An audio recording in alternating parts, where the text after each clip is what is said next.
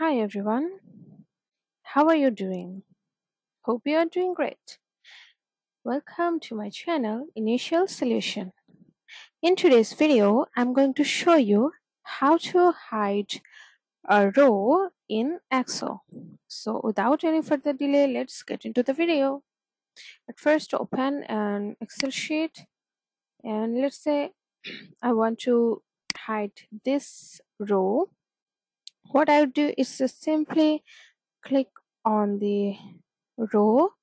I would select it and then go to this format button, and here you can see there is an option of hide and unhide.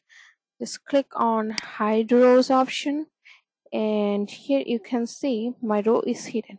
You can do it with multiple rows.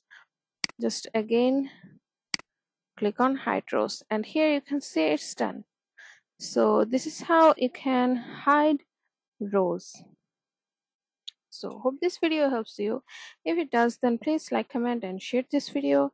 Subscribe to our channel and don't forget to press the bell icon to get more useful videos like this. Thank you so much for watching, guys. Bye bye for today.